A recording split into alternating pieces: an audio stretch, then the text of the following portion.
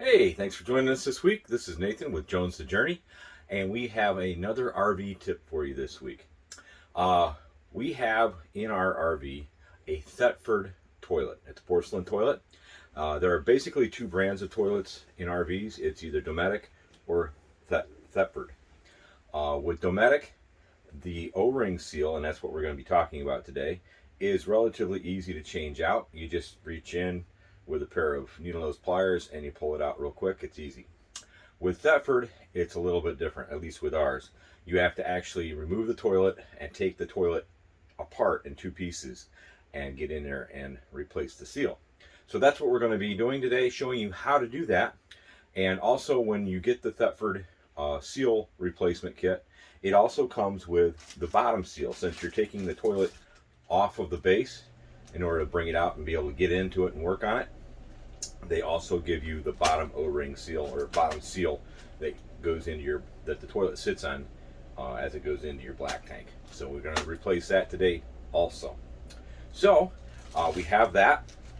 I have my tools that I'm going to need, and I also have a Thetford toilet seal. It's a lubricant and conditioner for the toilet.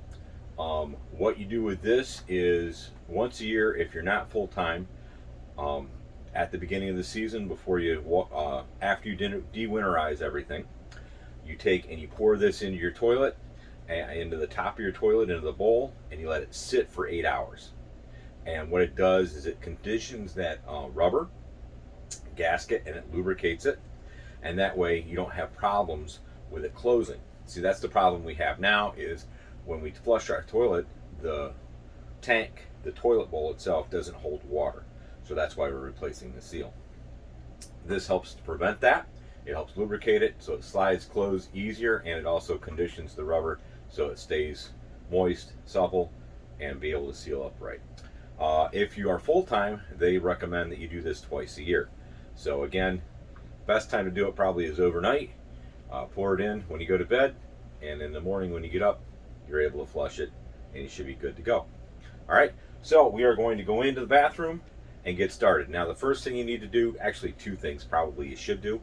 One, a very most important thing, is turn off your water. You're going to be disconnecting your toilet, so you're going to need to turn off your water so you don't have a flood in your bathroom. I would suggest also you take a towel in there, because when you disconnect your towel, or when you disconnect your toilet, you're going to have a lot of pressure in the line, some water in the line. You'll want a towel in there to soak that up, because RVs and water are not compatible. They're not friendly together. And so turn off the water. The first thing before you turn off the water, I would suggest to do, since you're going to be working pretty close to your black tank, is dump your black tank. That way you don't get a full whiff and have an RV moment. All right, dump your black tank, get it prepped, treat it, of course, and then shut your water off and go in, and you'll be able to pull your toilet. All right, so join me in the bathroom, as we take off the toilet. All right, now, no, I'm not sick. I'm not praying to the porcelain god here, okay? What I've got is I'm all set up to start taking those bolts off. First thing we're going to do is take the pressure out of the line by flushing the toilet. So we're going to do that.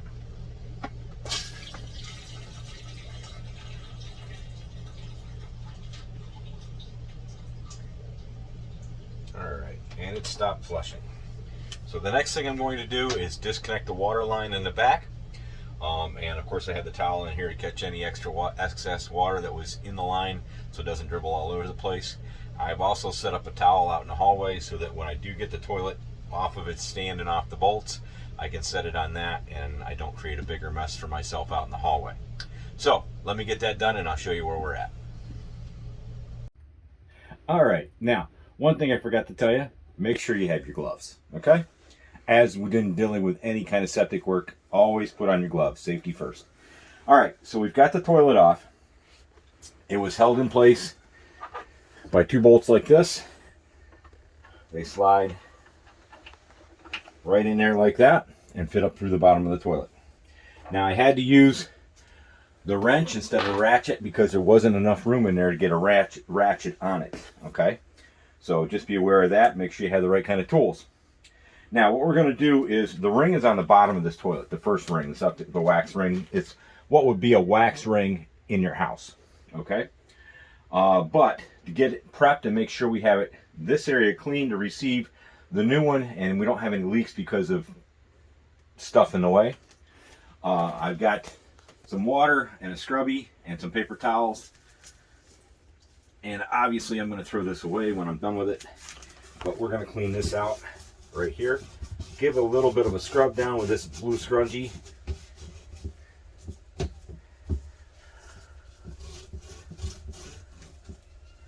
Make sure we don't have any kind of a buildup in here, and nothing to interfere with a good seal. After all, again, we have a 2005, so this is 5 years old. I don't know if it's ever been done before or not, but you know what? We're going to act like it hasn't been. And better to act like it needs it and not to do it than to not to do it, get it all back together, and find out that, guess what? It needed it. So, what year is our camper? 2015, sorry. What did I say? 2005? It's 2015. Yeah. All right. So, I got a baggie to put the scrunchie in so I don't get that all over the place. And the rest of my garbage. I'm going to take some paper towels and wipe out whatever I got. Just a little bit of dirt, but shouldn't be too much in there because it's a seal, remember? But that seal could have disintegrated a little bit, left pieces on there, and we don't want anything in there to keep that new seal from sitting in there proper.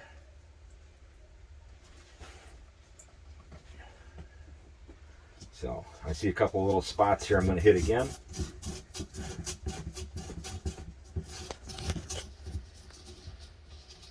You have an old toothbrush that you don't plan on using again, and you don't have one of these blue scrubbies, an old toothbrush will do the same thing.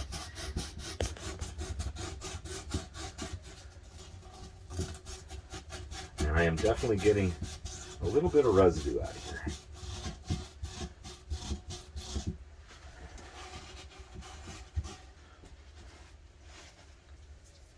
It's not a fun job. No, it's not. And you know what? You don't have to watch the whole thing, so we'll be back to you as soon as I have it done.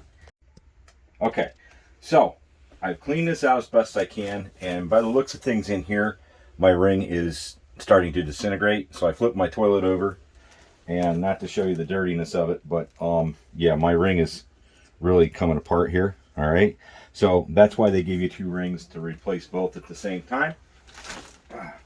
Now, let me bring this out here, and I will show you how to take the toilet apart and how to get that other gasket out. All right, so now I've taken the toilet out of the bathroom out here. I've got a bag under it. It's raining outside, so this is a good indoor day project. I put some plastic down so I don't get my wife mad at me and mess up her floor. And the first thing I'm going to do is take off this old seal and remove that. As you can see, it was starting to disintegrate pretty bad.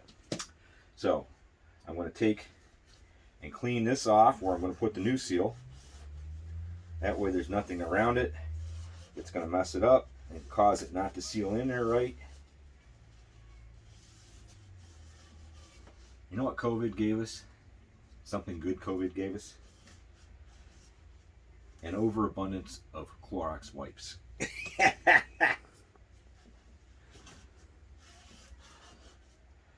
Didn't think they'd come in handy after COVID. All right, so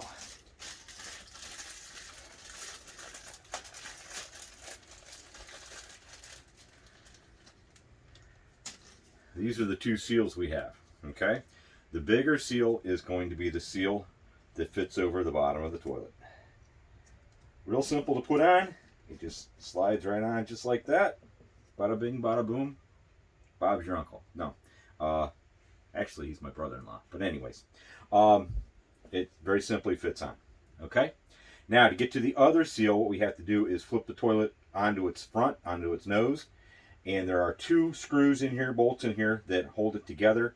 We loosen that up, and we'll be able to turn the base of the toilet and because there are 4 clips in here that it clips into. We will turn that base, pull the 2 pieces apart, and get to that other seal. Okay? So we're going to do that. Once I have it apart, we'll show you what to do. What? But before I do that, let me show you the bolts in here. If you want to come in for a closer look. This is the back of your Thetford toilet. And it's these 2 bolts right here. And these are the clips that hold the porcelain bowl into place to the base. The white thing sticking The white thing sticking up, yes. So we're going to undo these 2 bolts, and that's going to give us a little bit of play, and we'll be able to turn the toilet and get those clips off. Are you going to use a wrench again, or? Yes, actually I'm going to use a socket. Okay. I'm able to get a socket into there.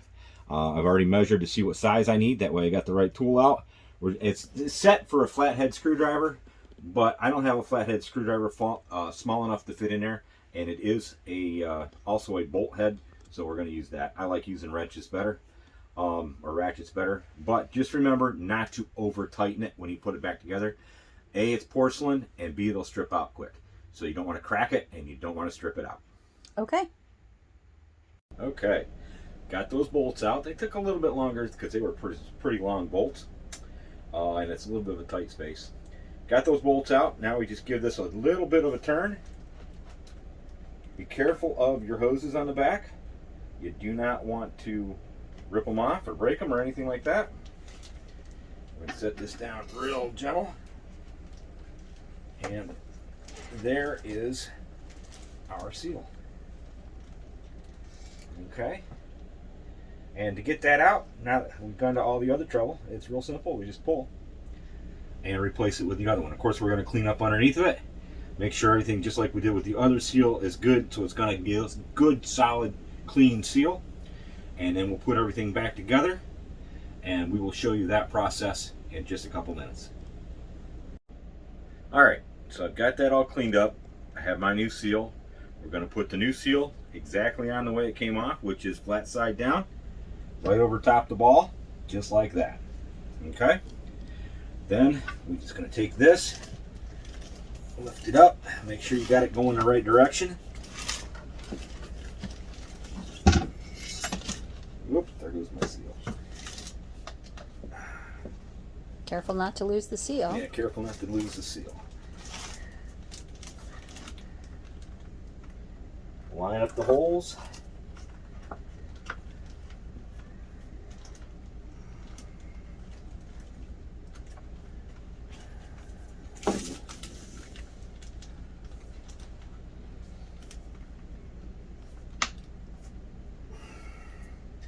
And slide it back together.